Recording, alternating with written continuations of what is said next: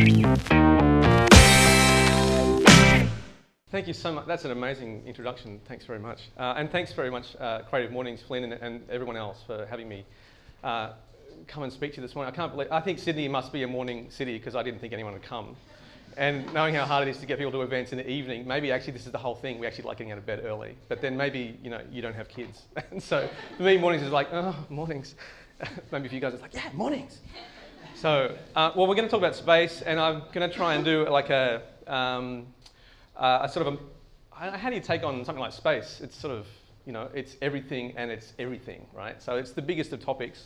But I'm going to rifle through a whole bunch of slides real quick. So firstly, the first thing to say is good morning space. Here we are. And this is my untrustworthy micro thesis on space and architecture from the last 100 years. So if we can get through 100 years of modernism in the next 20 minutes, then rockin', we're doing good. So you can't kind of see that, but down the bottom it says, in the beginning there was darkness. And then, of course, came modernism. And there was nothing before modernism, as you all know. Nothing actually happened before, 1913. So, at that point, everyone was on board, and this is how exciting it was. At that point, everyone woke up, the Industrial Revolution was over, and technology and modernism were rocking. And how exciting is that? And this, to me, is like the best definition of this guy is obviously into space. There's a very candid expression of, yeah, yeah. So this is embracing space. So I'm going to give you a really quick version though, because my thesis here is that space has changed fundamentally in the way we understand it as designers in the last 100 years. So I'm going to try and pocket this. So I want to start with Mies van der Rohe and the Farnsworth House. The Farnsworth House, 1945 to 1951. As in all great architecture stories, the architect slept with the client, there was lawsuits, the building leaks, none of it went according to plan. It kept going on and on and on. Lord Colombo bought it off the disaffected Edith Farnsworth, turned it into a sculpture park, and then it got handed back to the American sort of Culture Conservancy Federation. So now, but the Farnsworth House, go to the next slide. The Farnsworth House is, of course, an icon of modernism. It is a classic kind of white box sitting on a field. Next slide. And the thing about it in space is that actually it's the moment where, for modernism, space was a contained universal thing. You put an object in space, like Descartes said, space is universal, but we have to put a grid in space so we can understand where we are. So the Farnsworth House did exactly that, and it's a box. It's in fact two boxes. It couldn't be simpler. This is modern architecture. Two boxes. I'm just going to leave that thought with you for a second. I find that very simple. And my first years go, what? So this is space, circa 1945. Just after the Second World War, and it's all contained, but it's objects and it's gridded. So next slide. Another slide. Then we move to sort of like a little bit later. This is the Style House case study 22 in California. So modernism moved across America, went from Plano, where the Farnsworth House is in Chicago, out to the West Coast, and we visit this house. Actually, we visit both of these houses every year with our architecture students, and they're still amazing houses to visit. But this one, space changed a little bit. It's only about sort of 10 years later. Go to the next slide. You're probably really familiar with this slide. This is the famous Julius Schulman photograph of the Los Angeles Angels sitting in that corner of the house. The beautiful 1950s white sort of dresses and the lights of Los Angeles out below them. Can you just go back one? Just real quick to the photo of the house. The angels are sitting up in here. Julius Schulman is standing actually in that pool, shooting that way, and the lights of Los Angeles are out below, and that's the iconic modern architecture meets Los Angeles moment. So this is the house we go to visit to see where that photograph was taken, really. But if you go forward, space changed again. So this is the plan. So space was no longer contained, but it was extensive. It started pushing out, it had a vector, started moving out to the view, yeah? So unlike the Farnsworth House, suddenly space it was still universal, still boxes, but it started to sort of look beyond itself. And there's the view of Los Angeles. Next slide. So it's changing, space is changing. And then everything got all fucked up, because what happened at that point, John Lautner came along and he said, actually, all that rubbish with boxes, I couldn't give a crap. Really, it's about thinking of space as something which is already full. It's not something that you put a box into or an object into, but actually space is already fundamentally full of stuff, and it's our job as designers to extract out of that fullness the moment of design, yeah? So that sort of philosophical change happened, and it kind of came up with houses like this one. And you might recognize this house. Go to the next slide. Thank you. From The Big Lebowski. You might recognize it from Charlie's Angels. And there are about 100 other rock videos and hip hop videos that have been shot in this place. But what is so beautiful about this house is that you actually can't take a photograph of it from anywhere but where I'm standing here to take this photograph. It has no front door. It has no, in fact, none of these really have a front door, these houses, I should just point out. It has no sort of entry. It has no facade. It has no objectness. You don't walk around it, but you suddenly just are in it. It is part of the hillside. It's part of the fabric of that sort of greenery, which rolls down the hill through the fish pond with a giant carp in it. They're swimming around in here, and flows out again, out into sort of Los Angeles. And all these are up in the Los Angeles hills. This guy here, this is Jim Goldstein. He owns the house now, and he treats it like a girlfriend. He just keeps buying it gifts and keeps hoping that the house will love him back. Like it's that kind of relationship. It's kind of obsessive. It's really expensive. And he is this sort of amazing, just 2-second diversion for Jim. He is this amazing character. I don't even know what he does, but he's on the front cover of every fashion magazine with every supermodel, usually topless, doing this. He looks like he just gets out of bed and doesn't do anything except sort of slouch around. His hair's down here. He never washes, it looks like, and he's wearing a tracksuit thing. We thought he was like a gardener when we first got there. We're like, hi, can you just show us where the real people are? And he's like, yeah, well, I kind of own the house, and he's such a character. He owns basketball teams, he's a property developer, and he's somehow into fashion. I don't know how you combine all that stuff, but that's how he does it. So this house is actually then this moment where everything kind of broke open, and I'm going to call it the 1960s, and we all know how crazy things got in the 1960s. So go to the next slide. So that's what the house looks like. Suddenly there are no more boxes. Suddenly there's no more, contention of space in a sort of a vectoral way. What happened here is everything became organic. And at that point too, next slide, there were others who were doing similar things. So this is Louis Kahn at the Salk Institute. He's kind of still partly classical, and you always think of him as sort of a modern architect, but what he was doing was he was also playing with hierarchy through space in a very different way. Little cells going into bigger spaces and going to bigger ceremonial spaces. And that was quite different to Mies van der Rohe. So this is all happening about the same time, early 1960s. Next one. And then, can you see that?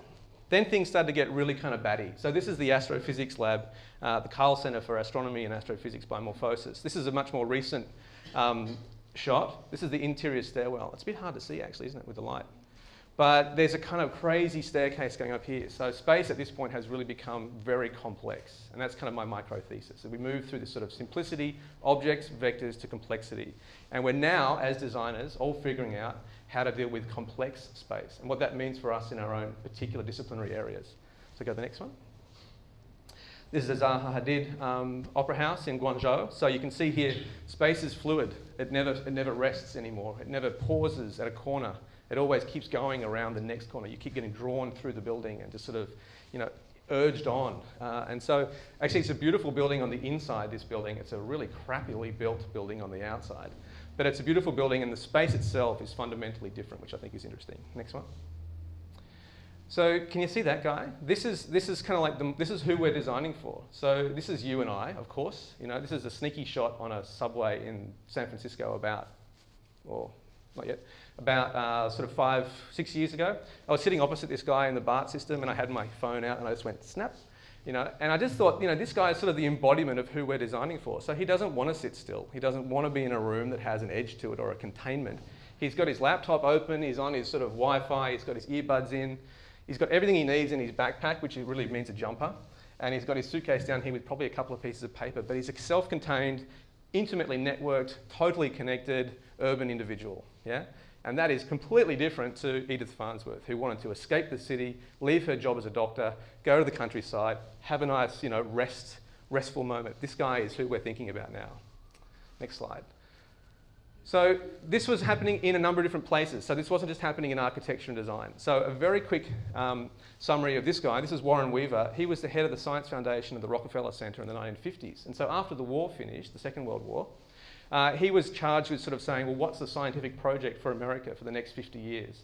And he had this amazingly brief and succinct way of actually dealing with that. He said, we've moved from problems of simplicity from the 17th, 18th and 19th century, where we talk about things like telephone and radio, to problems of disorganised complexity, which was sort of the 1900s to 1950s period, where things like probability theory and statistical mechanics were on the table. People knew how to do that stuff, so they could deal with large quantities of things.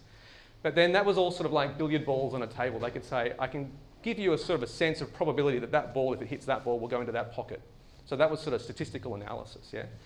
And then at the end, though, he says, but the problems of the next half of the century, the problems that will get us to 2000, will be the problems of organised complexity. And that is where we deal with massive numbers of things, but we understand each one of them individually and how each one of those individual things works. So that gets you to things like networks and patterns and emergence and organisation, computing devices and all sorts of interdisciplinarity that is the sort of context that we are actually dealing with now. So I think Warren Weaver was right on the money. You know, he nailed it. So for us, you know, space was empty. Our role as designers then was to partition space. Then it became full, and the role of designers then was to locate and extend space. Then it became complex in 1969, and our role then was to reveal new spatial types. And that was also the moment that we went up into space, literally went up into space. We saw the Earth from a distance for the first time, you know, Earthrise, the beautiful, you know, image. And so suddenly the world was no longer simple. It was very difficult to understand, you know, no, we understood our networked and connected sort of moment. And then we're sort of into the post-complex area, which is where I think we are now. And the role of design now is not to design new objects, but to connect, to channel, and to activate space. So we don't design things, we design platforms. We design systems for things to happen. We make things connect so that new things will happen. And as designers, I think that's a fundamentally interesting thing for us, you know, where we still do, of course, you know, make jewelry and make ceramics and design buildings, but the way that we think of those things are as a whole, you know, as a networked and connected whole. And so we can't think in isolation anymore. We just can't let ourselves. And you can see it happening in things like the way that we design economies, the way that we design for environmental sustainability, the way that we think about ethics and justice and those kinds of things now.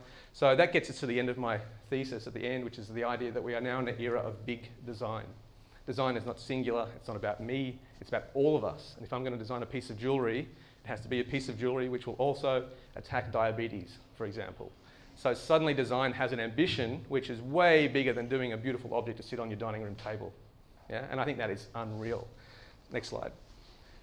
So why did this happen? There are two ways that this happened. You know, the first one is there's the space of abstraction itself. The idea of abstraction changed, and designers, that's pretty important. We deal with abstract concepts all the time. You know, that's our bread and butter, really.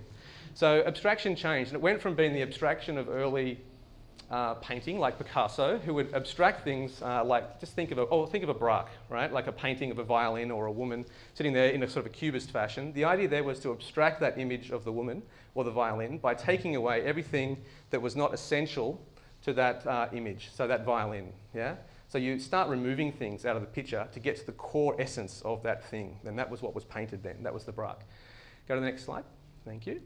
But really what happened after that was then people started saying, well, actually, hang on, that's not the way we should think of abstraction. John Ruckman talks about abstraction being an idea that we see everything, again, as always, the blank page is no longer empty, it's always, again, very full. So how do we tune ourselves to think about how we pull forward out of that fullness those particular moments of design? So abstraction changed from being empty to full. So that was the first thing that happened. Second thing that happened was about the 1950s, suddenly we had electronic space. So I'm going to go through a couple of different spatial types here. This is the semi-automatic ground environment, which was the 1950s. It was after the Second World War. The Americans built radar installations to watch out for the Russians lobbing, you know, ICBMs over at them from Europe. So to do that, they had to watch the airspace of America, and they built this computer system to link up all the radar installations across the continent. Yeah? So suddenly space was no longer something that you saw on a map. It was something that was actually being electronically surveyed, continuously electronically surveyed. And that transition into that electronic space fundamentally changed our idea of what space really was, because it wasn't just the tangible idea of us standing in space. Suddenly those invisible qualities, you know, the things like electronic pulses, data, that kind of stuff, became available and became part of the palette of design. Next slide. So again, it's hard to see that one, but that's a kind of a contemporary mapping of the same thing. This is just a processing applet which takes all the flight paths in America and starts to then sort of, there it is. That's America, but America defined through the flight paths of an everyday airline. So, and that's just done through analysing a data set, scanning the data set and just turning it through processing into a graphic, which is, you know, for a graphic designer, that's pretty easy to do. For someone like me, that's incredibly difficult to do. But it's a beautiful thing and it's a beautiful information piece. And then space became active and participatory. So if it's something which is complex, this is actually a Philip Beasley installation, which was at the Sydney Biennale last year. That's my son, Alec. And this is the sort of environment that actually starts talking back to you. So these things are full of vials of oils that when they get to a certain temperature start to release an aroma. So the aroma of the space changes with the temperature. These things are driven by little servos that recognize you coming up to them. And so when they feel your presence, they start to shake and see you coming. And so you actually start to interact with this stuff. And Philip Beasley's work is just beautiful. It's one of those spaces you walk into and it has a sense of sublime to it. But it also has a sense of actually welcoming you and wanting to talk to you, which is kind of really uncanny. So for us as designers, that's one of those moments where you start going, hang on, something's really fundamentally different here. And the thing about this is too, it takes actually a very interdisciplinary approach to be able to sort of think like this. You've got electronics, you've got the physical and material aspects of the installation itself, you've got the spatial component, the idea of the room that it's in, you've got things like oils and biology and chemistry working, so all of these things are suddenly then working in concert together as a design palette. Next slide. That's just it again. Next slide. My first attempt at a kind of a project like this, and I'm going to give you a couple of really quick offshore projects just to show you that I'm not just a theorist, I do design as well, was at San Francisco, at the MoMA in San Francisco. We had a one-night installation and we had a party for an opening, and someone said to us, well, we'd like you to do something to celebrate this opening. Can you do an installation for an evening? And I was working with some guys at Intel at the time, and we thought, well, let's not just make an object and put it in the space, let's let the party be the thing. So we designed this installation where, next slide, there's this hanging curtain made of paper, origami, folded paper, and we designed an application where everyone who walked into the room got a little RFID tag, stuck it onto their shirt, and as they walked around the room, they walked past one of 4 sensors and logged where they were in the room at that time. And as they walked around, as they entered the room and walked around, they went through the different zones. You know, we could tell then that people were standing near the bar, we could tell that they were standing near the kitchen door, that they were standing near the dance floor, or that they were standing near the lounge. So people we could then sort of build up a picture of what the event was like based on where people were in the room. So there's kind of like a histogram, you know, an idea of a history of information building there. But we were more interested in the idea that actually it was an aesthetic project. You know, it started to have a sort of a life and a character of its own. Next one. There's a RFID reader. There's the RFID tag. Next slide. And that's the installation. So by the end of the evening, we had this populated tapestry projected onto a sort of an origami screen. And it was about 6 meters by 3 meters in drop. So it was a pretty big element in the room. And people actually started to sort of realize that they were actually making this thing happen. Yeah? So that was 2005, we did that. Next slide. The next version of the same thing is a house that I designed, a speculative house I designed called the Bone House. And this was designed based on the idea of computational fluid dynamics. So not taking a site as a two-dimensional plan and being given a sort of a site, but saying that site has wind flowing over it, it has a topography which changes the way the wind and the air moves around. How would a building, like an aircraft, you know, take on a response to those kinds of airflows? So using that as a sort of a thick and again, information-full environment starts to make you think very differently about the way that you handle geometry in space. You start responding to a whole different set of criteria. And to do that, of course, you need to be able to actually interact with computational fluid dynamics, which these days is really, really easy. You know, 20 years ago it was impossible. So, you know, that's where these differences come from. This is not me standing back and going, I think I want to design something really cool looking like a spaceship. It's actually me saying, well, the wind's flowing this way. I want to sort of pull the building down there to sort of let the wind flow over. I want to create a sort of a little wind pocket at this point so I can go outside and those kinds of things. So when you start to think that way, your design changes fundamentally. Next slide. This is a detail. Next slide. Another building, which we designed for a competition, it's a high-rise, as you can probably tell. In fact, it wasn't even a high-rise, it's an infrastructure. We thought of this as a public infrastructure. So while this looks like just a normal, looks like just a high-rise building, actually, we thought of it more like a bridge. You know, a bridge is a public piece of infrastructure, something that every member of the public can use. So there's a public infrastructure on the inside, pockets of social spaces which get sort of attached to the outside. And we had this study where we found that the mafia, as an organisation, has this sort of model where you can know about 200 people directly. I can know you individually for about 200 people before I have to start using intermediaries to understand what's happening in the next group. So the way the mafia works is there are 200 connections to every Don before it sort of, you know, hierarchies out. So that social hierarchy is really interesting. So we said, well, what would happen if you wanted to have a social group of exactly 180 people? You would know everyone individually, one-to-one, yeah? Before you had to go and sort of use a secondary. So that gave us a scale, and then we used this as sort of an environmental self-powering idea where these flutes were on the north side of the building, they'd heat up, the air would move through them, activate a piezoelectric energy system which would then power the building. And with any luck, it would also power the grid around the building. So those things all came together, and again, they were the fundamentals. It wasn't like a formal operation. It was those very social, technical, and structural things coming together. And there's a bit of a detail of what's going on to pieces. Next one. The last one I'm going to show you of mine is just actually literally a building for space. This is a design for an Earth and Space museum, which is actually a real design. We have a client in Orange. They are the best clients I've ever worked with. They're a non-profit organisation. They are astronomers. There's about 12 of them. They are so passionately in love with the stars, it kind of makes you cry. And you go out there and you'll do anything for them. In fact, I will do anything for them at this point. You know, they are amazing. And they said, we've had this dream for 12 years. We want to have a planetarium in Orange so we can teach school kids about the stars. So we said, well, we can help you with that. And what we did is we sort of developed their brief with them and ended up with a program that was not just a planetarium, but also an education centre and all these sorts of things. We're currently waiting on federal funding for this. So with any luck, in the next 3 or 4 years, we might actually be on site. So fingers crossed. This is in Orange. Next slide. There's the interior space. So literally space. Had to get a spaceman in somehow, right? There they are. Yeah. Okay, next slide. There's the building again. Okay, next one. So there are different types of space. I guess this is sort of the part of the thesis. Right? We've got complex space, and this is the slide I normally use to say this is the context that we're designing for. Yeah, I think when we're designers and we start off in design and start being educated as designers, we sort of take a step back and we think, I want to just create really beautiful things. Yeah, but I say to all our first-year students in architecture, you know, this is your context. You know, you can tell it's already full. And not only is it already full, it's already really, really complicated. How are you going to work within this milieu? How are you going to pull your design ideas out of this? So that's actually London, you know. So that's our context. That's our contemporary context. Next slide. But we still have to go looking for space. Yeah, we still have to, these are my first years. You still have to go looking for what space is today. So it's an ongoing project. Next slide.